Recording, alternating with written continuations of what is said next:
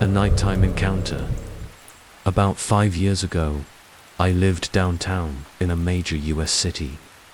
I've always been a night owl, so I'd often find myself restless after my roommate, who was definitely not a night person, went to sleep. To kill time, I'd take long walks, lost in thought.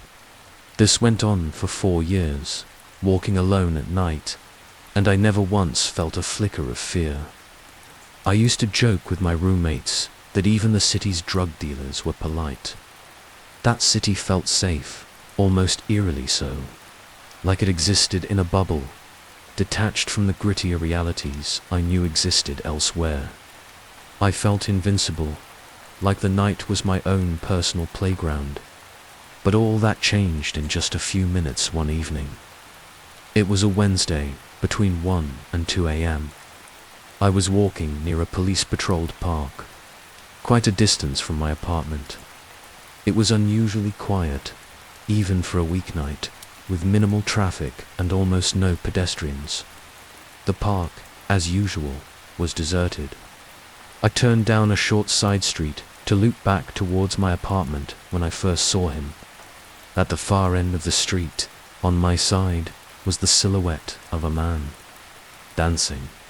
It was an unsettling waltz, each box step ending with a strange, lurching stride forward. He was dance-walking, headed straight for me. Assuming he was drunk, I hugged the curb to give him plenty of room.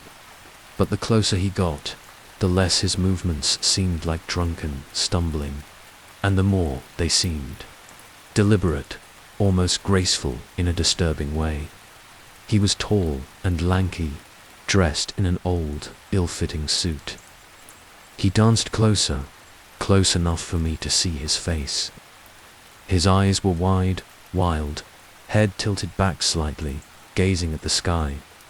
His mouth was stretched into an impossibly wide, grotesque caricature of a smile. Something about the combination of the vacant stare and that horrifying grin chilled me to the bone. I decided to cross the street before he got any closer. I glanced away for a second to cross the empty road. When I looked back, I froze. He had stopped dancing. He was standing with one foot in the street, perfectly parallel to me, still staring skyward.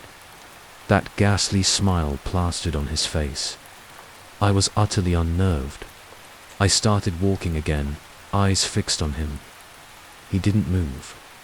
After half a block, I briefly looked away to check the sidewalk ahead. It was deserted. When I looked back, he was gone. Relief flooded me for a split second, then vanished. He had crossed the street. He was slightly crouched now, hidden partly in shadow, but I was certain he was facing me. I'd looked away for mere seconds. He'd moved impossibly fast. Shock rooted me to the spot.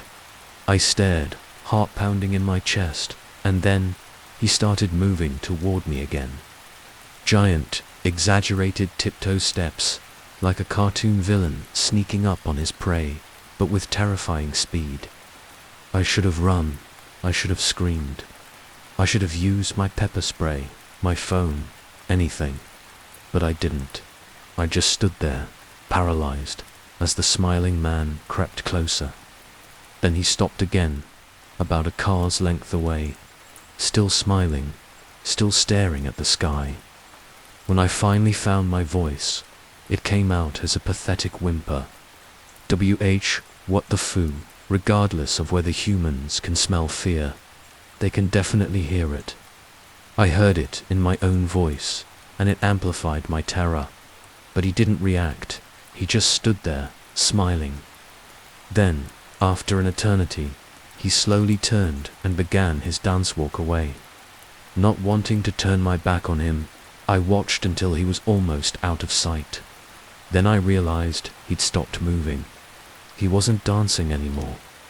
I watched in horror as his distant shape grew larger and larger.